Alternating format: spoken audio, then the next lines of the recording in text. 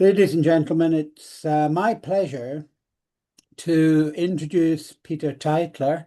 I'm an executive director of UKDHC. This is our webinar program. It's converted to podcasts.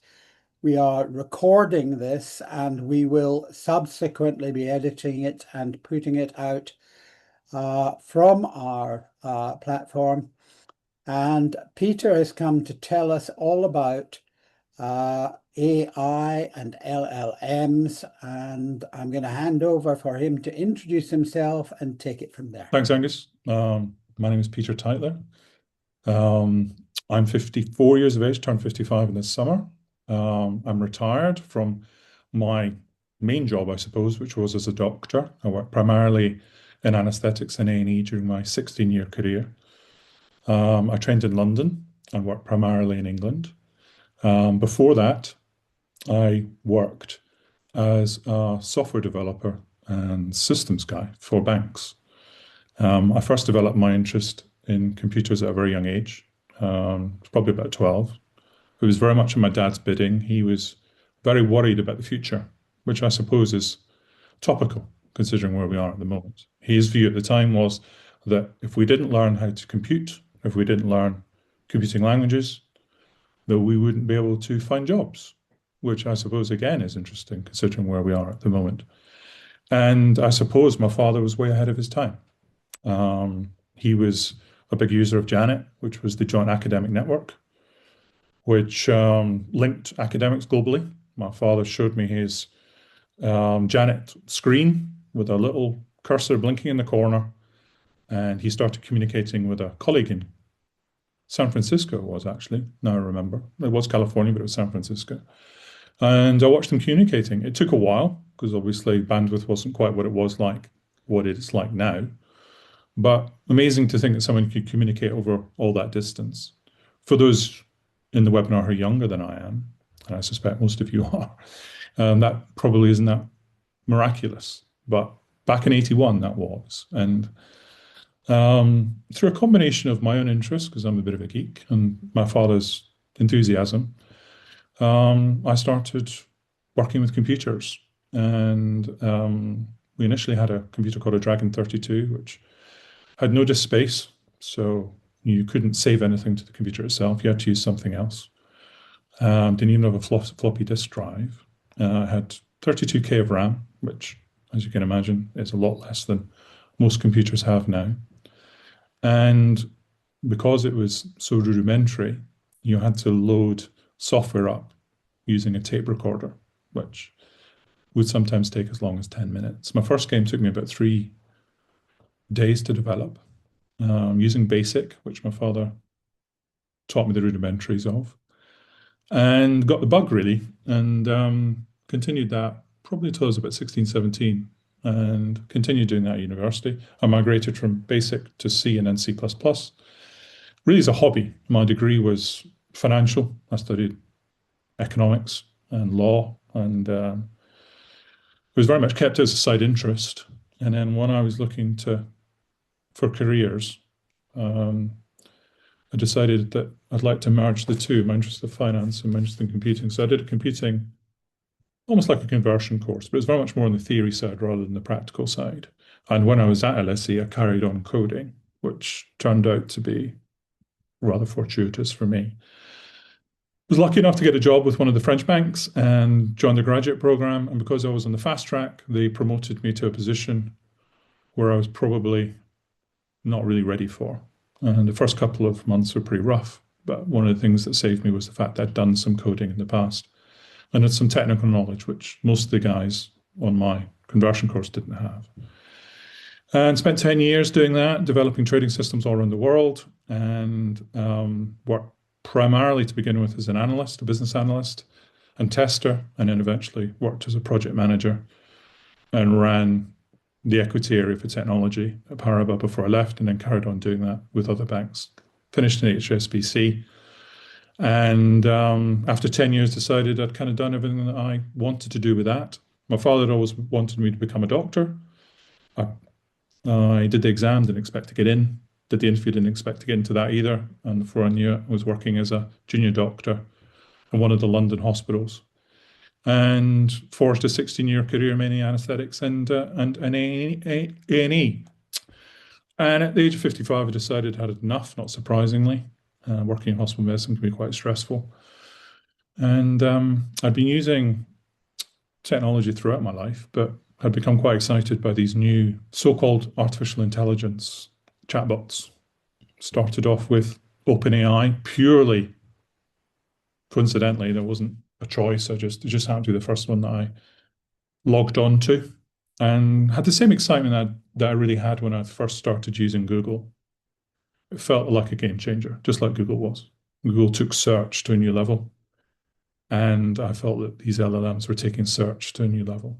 And probably used them for about a year while I was still working, and found that I was able to use them for lots of things. My taxes, my creative writing, which I've always been interested in, and just as a general kind of knowledge tool.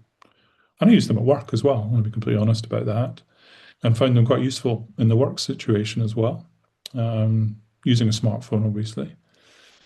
And when I was sort of coming through the end of my career, I was thinking about what I was going to do next. And somebody asked me in a social situation what an LLM was. And I had to be honest and tell them I didn't really know.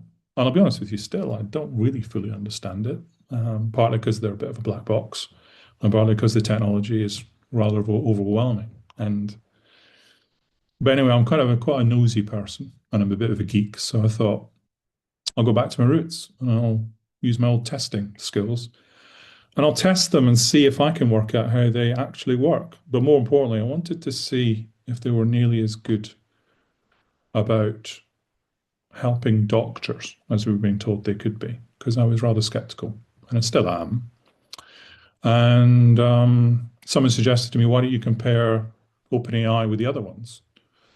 And purely randomly, I picked 4 and then started the process of testing rigorously for about 6 months.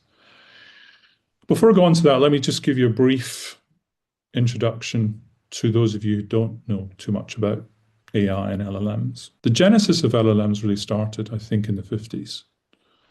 It was a Cold War, and the Brits and the Americans were really keen to find a way of automating Russian to English translation.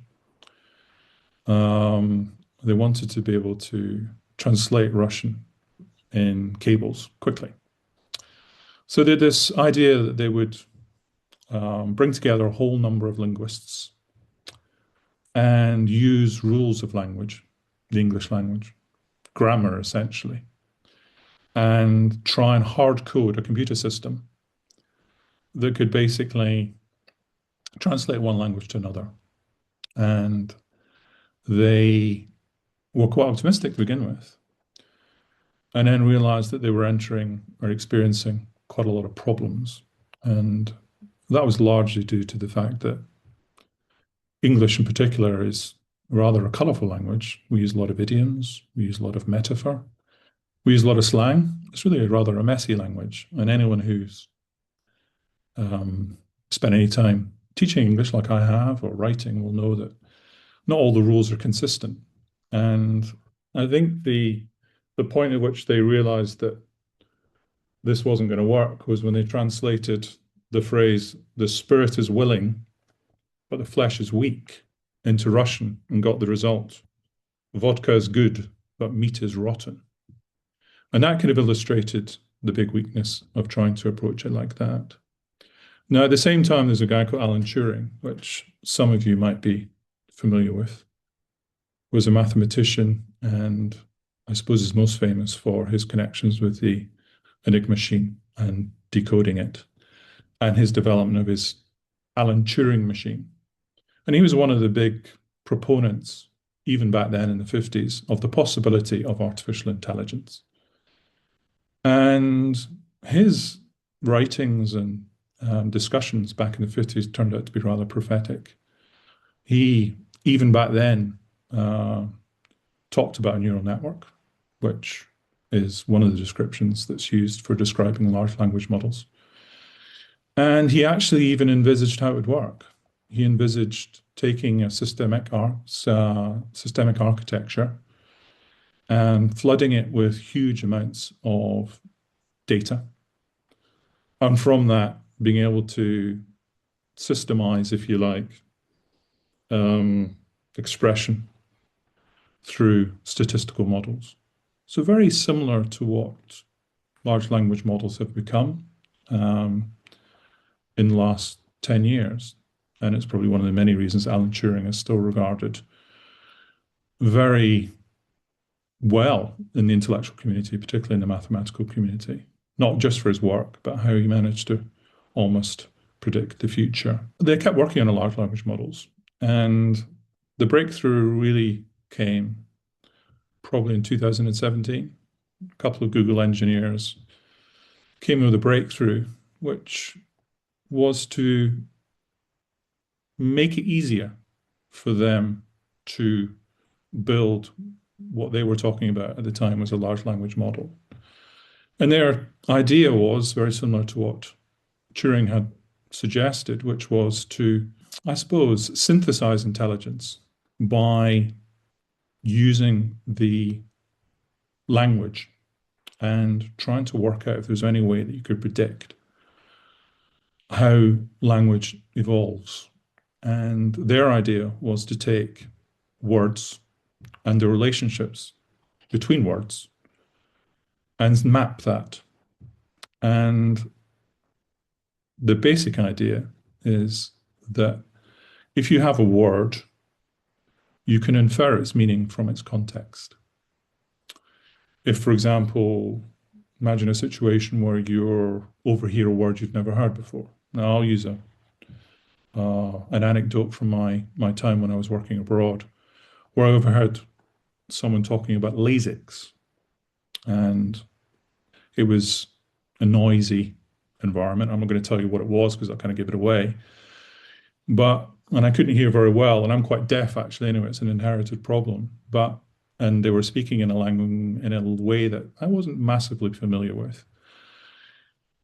The conversation moved on, and the person talking said that he had a water problem. And of course, I didn't really know what that meant. He then went on to talk about the fact that he was taking it in the morning and that he could take it with food or he could take it without food. And then finally, he said that he had been prescribed it by the doctor. So, me listening to this, gradually, incrementally, intellectually managed to work out a rough idea what the word meant by its context. And that's the fundamental underpinnings of a large language model, in the sense that what they do is they upload a huge amount of words and they analyze the relationships. And from the relationships, they decide what the word means. Now, I'm going to be very careful when I'm using that word means, because large language models don't actually understand what words mean, but that's probably the best way I can describe it from a human's point of view to get across the concept. If you take a word, for example, hospital, in context, you'd expect to see words like ambulance, nurse, scalpel, but you wouldn't expect to hear the word basketball. And of course, once you've managed to map out what a word's significance is based upon the context with which it exists in language, then you can do the same with phrases. For example, the cat sat on the. Now, a large language model is going to be able to predict, because it's uploaded thousands and thousands and thousands of journals and articles, that the likely ending to that phrase is mat. Same with a stitch in time says blank. Again, the model will be able to work out what the last letter is based upon the context. Now, there are dangers with that, because obviously similar words are going to have very, very similar contextual mappings, and that's where you can get hallucinations. And that's where you can sometimes have problems with large language models. But the bigger the model, the more text they've uploaded, the less likely that is. And you can see that if you use them on a day-to-day basis like I do, that they're getting better all the time. And that's almost certainly as a result of the fact that they're using more and more sophisticated techniques to do this mapping. So where does that take us? Well, those people who do use chatbots probably use them for lots of different ways. And a bit like search, you put a question that's called a prompt, and then hopefully you get an answer. And the LLM manages to establish the answer based upon the likelihood of the answer mapping to the question based upon its training. And the training is basically the first stage of making a model. And that's, as I described, basically taking a massive amount of data and loading it into the large language model and then getting the initial mappings. And then there are later stages where humans get involved and refine the model. And they do that through things like prompt engineering, etc., which I'm not going to go into now. But that's the genesis of a large language model. So moving forward to the present day, I took 4 large language models, and I'll try and bring up my presentation now if I can do that. As I said to you, had started with Chat GPT. I used the latest model, which is 5.5 thinking, and had been using that anyway. And then purely based upon my Google searches, I picked the competitors that I felt were probably the closest to ChatGPT in performance. And I arrived at Claude, Gemini, and Perplexity. I had considered using Grok, and it basically came down to flipping a coin. Decided I'd go with Perplexity. And from that point of view, I used an LLM to come up with some test plans. And you got different LLMs to provide me with different test plans, and went through them myself, refined them through myself and my understanding of how you should test, and then just started. And found some interesting results. I put the LLMs through a variety of different tests, but they were all clinical in nature. What I was trying to get was, if I can either give an LLM a clinical scenario, will it be able to tell me what I should do next? And found some rather confusing answers to begin with, some surprising answers, and some severe limitations, and found that all 4 models varied massively in ability, and was surprised at how much better some models were than others, and was surprised eventually by the winner. And the winner was considerably better than the rest, and I'll come on to who the winner was at the end of the presentation. In designing the plans, we decided we'd get the model to take information that we gave to it in the prompt, ask it to extract the most important pieces of information. So I was quite cute about it. I'd hide the information in text and try and confound it by putting it in constructions that it might find challenging. Asked it to pick out important pieces of information that were relevant to the clinical scenario. Summarize it, so basically extract all the detritus, classify it, come up with a diagnosis, and then a management plan. And what I found was quite interesting. They turned out to be quite uncomputer-like, in the sense that they became, well, they didn't become, they were rather unreliable. Often they wouldn't do as they were told. Often they would lose information inexplicably. But one overwhelming theme kept presenting itself, which was that they were overly helpful. If I gave them some very, very brief information, like I think on the next slide, it goes into it in more detail. I gave it some blood results and just asked it to extract that information from a whole text paragraph. Instead of just extracting it and formatting it in the way I wanted it to do, I found that it was actually interpreting it.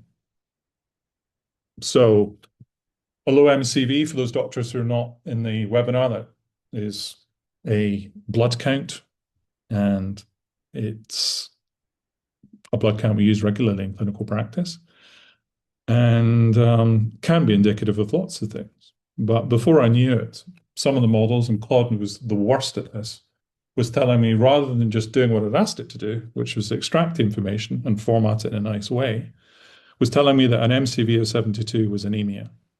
And in one particular scenario, he went even further and told me that my patient almost certainly had internal bleeding. And one model, I think it was Perplexity, even tried to suggest that the patient had cancer.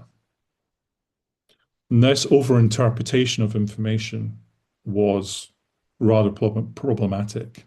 And one of the ways that we counteracted this was by narrowing the prompts. So basically telling the LLM not to do that, with very varying results. And Claude in particular was very, very bad at this. You would give it basic information, and I think it thought it was House. Gregory House was very, very keen to overinterpret. And of course, that can be problematic because often he got it wrong as well. And I was rather surprised by that. Now, one of the reasons that we found out that it was doing this is because of the way they're trained. They're trained to be helpful. They're trained to be easy to talk to. They're trained to be, well, to give simpatico, I guess. And a lot of people find using LLMs very comfortable for that reason. They're trained to be incredibly polite and overly helpful. And that's fine until they're wrong. The other problem with them, which we found very quickly, was that they're very articulate. And with this articulacy comes a rather reassuring to begin with, but rather worrying towards the end level of confidence. And if you combine a rather over-helpful, articulate, very intelligent sounding, error-prone system, you potentially can have a problem. And one of the reasons that I think people are rather concerned about this is that we're not talking about simple language. We're not asking them to write an essay. We're not asking them to conceive an email. We're talking about life and death information, life and death situations. But more importantly, for 95% of the time, they're right. And they're compellingly correct in most instances. And that can lure you into a false sense of security. And of course, it's very artificial. If you're talking to a human being who's highly articulate, whose language is very fluent, they don't make mistakes, their grammar is impeccable, there's a fluency to the way that they communicate. Humans are designed to interpret that as being intelligence. And it also confers confidence. So you've got rather a heady cocktail of a system which most of the time is right, all of the time sounds compelling, but makes rather odd errors, misses information out, gets things wrong, and overinterprets, and often gets that wrong too. But when it comes to actual language itself, they're pretty good. If you ask it to extract information, summarize it, most of the time they get that right, and most of the time they get that right very, very well. There was big differences between the models when it came to those aspects. Gemini was very much the laggard in pretty much all metrics, all dimensions. Its accuracy was poor. often made mistakes, often hallucinated, wasn't that great at obeying instructions, even with rather strict prompts. Whereas ChatGPT was by far and away the winner in pretty much all tests that we did. That was rather surprising to me because the information coming out of America at the time was that Gemini was the model, that Google had got panicked. They had been rather terrified by the fact that ChatGPT was being so successful, and they had thrown money at it. And we'd been told that Gemini was a far more sophisticated model than ChatGPT. The share price reflected that. Most of the analysts in America were saying that Google had really done it and that ChatGPT were on the back foot. Well, that's not my experience. I found Gemini was a very poor model, and most of the independent analysis of LLMs, the last research paper I saw had approval ratings for Gemini about 56%, whereas ChatGPT was in the high 70s, early 80s. So empirically, most people would agree with my research. And I'd say that Claude was second best, and Perplexity was very much of a muchness with Gemini. So big differences between the abilities of these large language models, and big differences pretty much across all metrics. But I think where these LLMs really, really struggled was in a number of aspects. And I think there must be a degree of hard coding built in. Because when we asked them specific tasks like classification, they really, really struggled. And one of the reasons they struggled most was that they're not designed to admit when they don't know, which is a real problem. So when we asked them to take information and categorize it as a risk factor or a red flag, they were at sea and they would just guess. And you had no indication that they were guessing because the language they used was very authoritative, very confident, and very fluent. And if you hadn't been experienced as a doctor, that might be problematic. Say you were a non-clinician and we're using these models to diagnose a condition, that could be a problem. And that's something I'll come on to later. But I think that will probably be one of my main take-home messages from this presentation, that if you're using these models, you need to be very careful if your baseline knowledge that you're querying the models about isn't great. So yeah, interesting. But it was when we moved on to asking the models to triage and to come up with management plans, the problems really started to emerge. Now, diagnosis is a bit mixed, and a lot of it depended on the information you gave them. But the main problem with them was that they were not designed, they're not really trained to wait. If you give them a small amount of information, what they should really do, and what most doctors would do in that situation, will go, if you're asked, what do you think's wrong with me, doctor? You'll say, well, I'm not really sure. We need to get more information. We probably need to run some more tests. You don't do what a large language model does, which is just provide an answer. And that is a real issue. And I found that with my testing, and that's pretty much consensus for people who work with these models on a day-to-day basis. They've got better. They've got better at conveying uncertainty and confidence and probabilities, but they still are problematic in that area. And those people out there who I think have got a bit of an agenda to try to prove these models aren't very good have come up with research which has pretty much done that. They've fed LLMs with very small amounts of information, asked them for diagnoses in the prompt, and found that the diagnoses weren't particularly good, but they basically have set them up. Because they're completion models, they're trying to be helpful. They will try and give you an answer, even if it's not necessarily the right way of doing things. And that's a fairly structural design problem with them, but isn't necessarily a problem if you're really experienced in the subject matter. And it very much depends what you're using them for. In my clinical practice, I would never use them for that. I use them for an aid memoir, because obviously I'm getting a bit older. Sometimes I forget things. But very much, if it didn't echo with me, if it wasn't something that I was pretty confident I already knew, then I would use other ways of validating information I got from them, just like I would with search. I very much treated an LLM like I would search. Differential diagnosis for rare conditions I use them for. They're quite good for that. But I very much wouldn't rely on them. And my research, my testing's very much borne that out. They're very much in the early stages of being an answer or a replacement for doctors. But it's clear from my research that Silicon Valley very much is aiming for that. I don't think there's any doubt. They're coming for doctors. There's no doubt. A lot of the problems that they've got at the moment, they're very much looking to find answers with. And one of the main problems they have is dealing with uncertainty.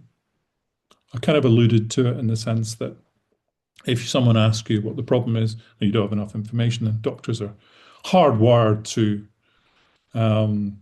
look for more information before they come up with any kind of conclusions. And they work with differential diagnoses, which they're disproving and proving based upon information as it comes in and out, which LLMs don't currently do. But my understanding is that they're very much developing them to do that. They're also making them, using things like Bayesian probabilities, much better at conveying the level of confidence they have with information. And when that comes, obviously, they're going to be much better when it comes to dealing with medical issues, because anyone who works as a doctor knows you're often dealing with degrees of uncertainty. You don't often know the answer until late stages, and it's a process, and it's a clinical reasoning process which we're trained to do, and takes years to learn, and it's not something the LLMs are currently able to do. But my understanding is that's very much where they want to take them. But my findings really became quite striking when it came to management, asking the LLMs what to do in certain clinical scenarios. From a triage point of view, they were pretty good, but not great. I mean, success rate on triage was about 80%. Chat GPT, again, was far better when it came to that, but not high enough that you'd be able to rely on them. But it was really management that they became quite brittle, asking them what a patient should do in a certain clinical scenario. They really weren't very good at that. And that was right across the board. And obviously, that's rather concerning if you were going to use them, say, as a triage tool. And there's very much talk of using them in triage.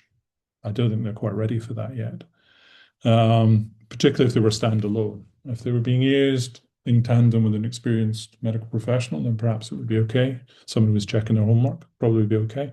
But in their current form, I don't think they're quite ready for that yet. But in saying all of that, if you consider how difficult it is to do what doctors do, particularly in a busy clinical environment, I still think they're pretty good. And I think they're very good at lots of other things too. And I don't think they should be dismissed, but we're not quite there yet.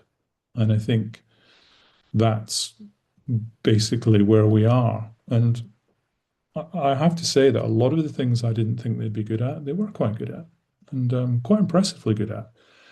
Double negatives, triple negatives, I thought they'd really struggle with. Timelines, I thought they'd be quite bad at. And we really hit them with some quite stringent edge cases. And most of the time they came back right. It was more classification, which they were hopeless at, triage, not so good at, but more management that they really struggled on. And this constant desire to be overly helpful and overinterpret is an issue with them. And it's partly, I think, just the way they're designed. Where does that leave us as regards AI? Well, I think part of the problem with AI is it's a bit of a misnomer. A large language model is very, very clever, but it's not intelligent. And therefore, I don't think it's intelligence by definition.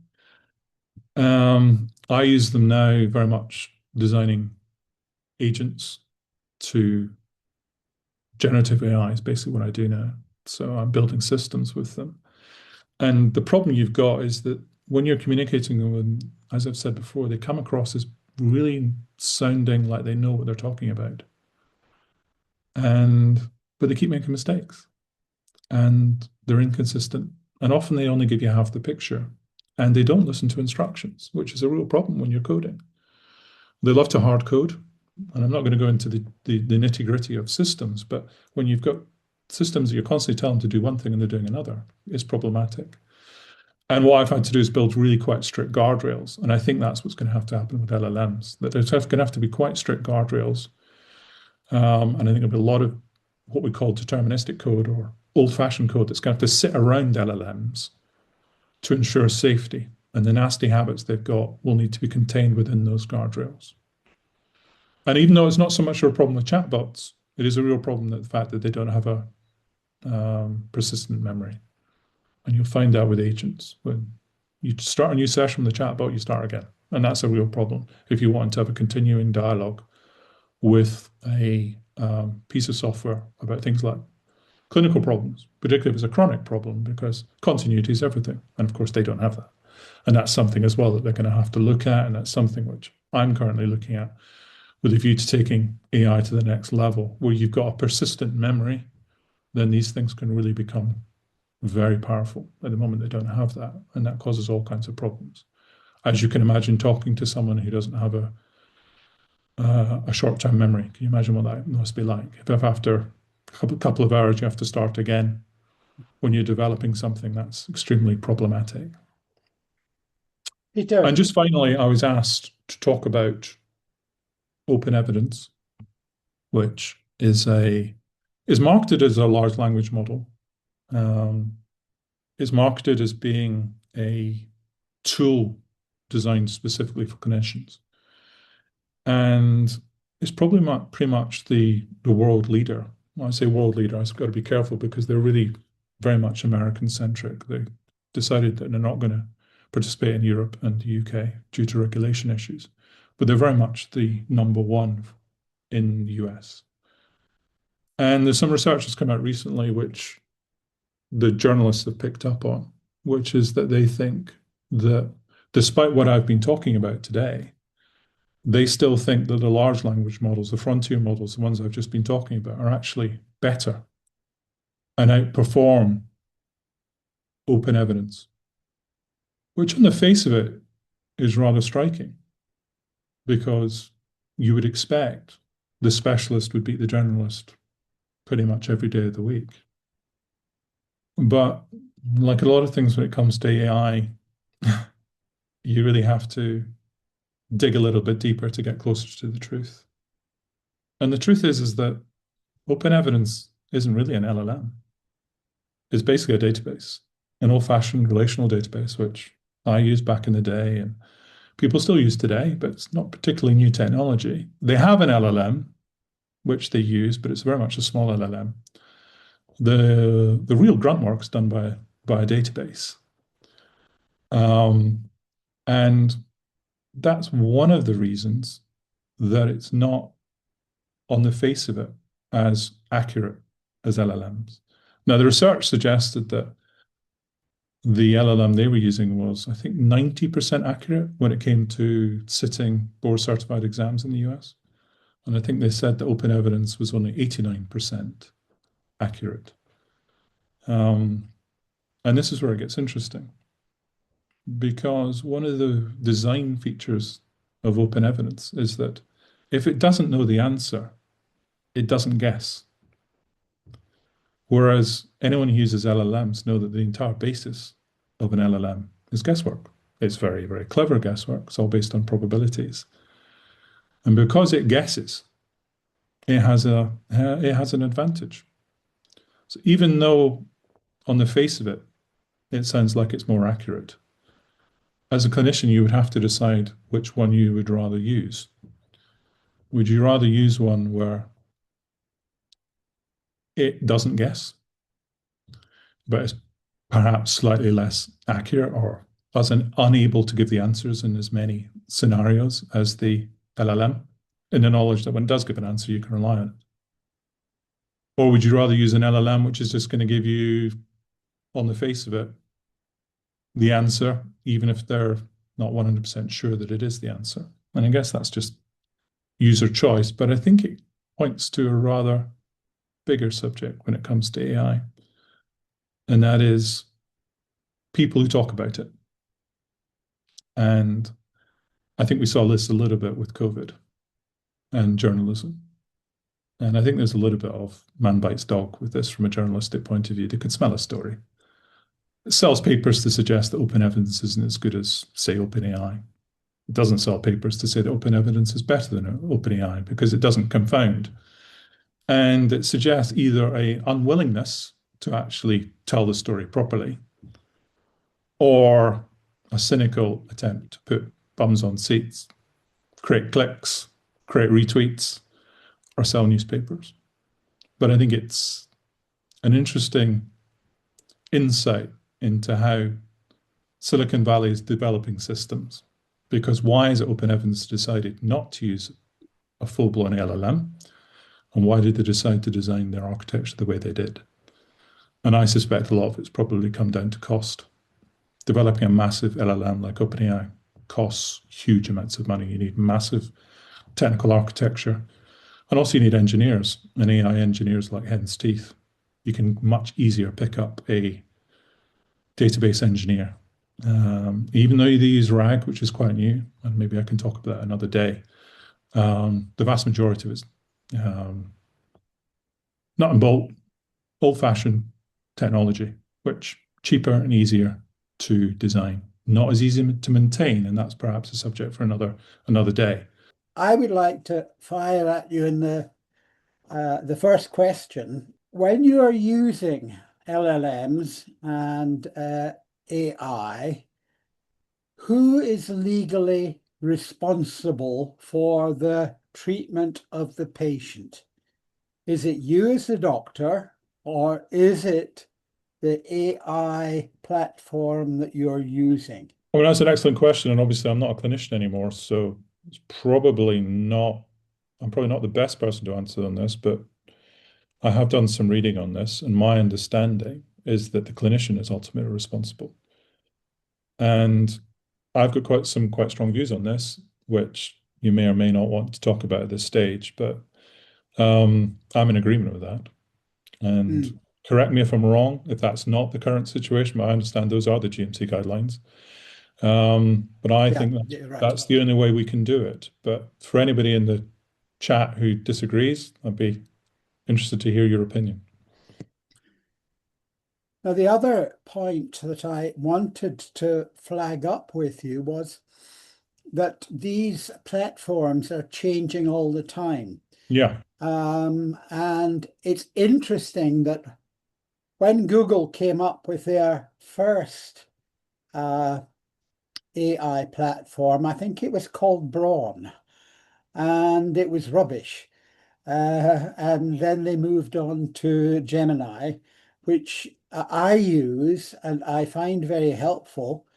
I do get some very weird answers from Gemini occasionally, but the one thing that it tends to do is produce long sentences and lots of information, which is a bit verbose. Is this a problem that you have identified? And if so, how do you deal with it? I think you'll find that that's probably a feature. Well, I know it's a feature of the fact that Gemini is just not as good as, for example, OpenAI. You'll find OpenAI's answers are much more concise. The theory behind it is that LLMs tend to be verbose when they don't really know the answer. Now, when I'm talking to you and you're not sure about something, your response should be the opposite. You should be more reticent. And it is one of the design features of these models, which is problematic. And the science behind it, I'm not going to go into. Basically, it's got to do with the probabilistic nature of how they work. But they tend to splurge when they don't know. The problem Right. is that the splurge itself is rather fluent and can sound quite intelligent. But if it's spitting out a lot of information to you, generally speaking, that means it's not really 100% sure about what it's talking about. Lovely. Deseret, would you like to reveal yourself and unmute, please? Hi, everyone. Thank you for allowing me to participate. I agree with a lot of things Dr. mentioned. And I think it's across all the things that you talked about. It's a theme in all profession, I suspect. One thing that I wanted to find out, particularly in clinical settings, should if I went in and said, "Oh, I've got this diagnosis," and I'm not, if if a GP or any practitioner has used any form of AI to find what's wrong with me or what symptom and treatment plan they have, and they've used AI, should they be declared? Do I have any right as a patient to say that they should also declare it, that they've used AI as part of their research, but ultimately that they've had their ultimate oversight of the whatever decision they've made, recommendation in their professional view. So, and they take ownership of that. So should they declare that in writing, or is it, particularly if they're using that AI in their research or whatever it might be? I mean, Peter, that's one of those wonderful questions because it's got so many different strands to it. The first one is confidence. Would you have the same confidence in a practitioner if you thought he was using AI? Hence why I'm And asking. would you have more confidence if he was honest and told you he was using it? And if he is using it and he doesn't tell you he's using it, how do you enforce that? So I there's lots suppose, of different strands yeah, to that layers, yeah. question. I mean, I'm not an ethicist and I'm not a member of the GMC. I think it's a really difficult question, and it's a wonderful question because there's no easy answer. no. Because the Bezarat, confidence level you've got between two people in a clinical consultation is so important. If you lose the confidence of your patient, where do you go next? Bezarat, there are a couple of things I can tell you. I am aware that in the United States, there are at least a couple of legal cases where patients have seen a specialist. The specialist has used AI. They have not told the patient, and the patient is now suing the specialist for using AI without their permission.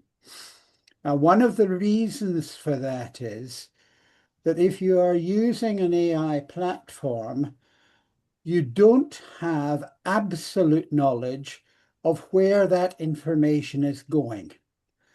And for some of the platforms, they have very honestly said, we have humans listening into this in order to improve the quality of the AI answers that we are giving. In other words, you can be having a private medical consultation with a patient using AI, and if you're using particularly voice transmission, you can find that other people may have access to it. So there are problems there that we haven't encountered yet, but I'm sure are coming to the UK. Do you want to respond to that, Bezarat?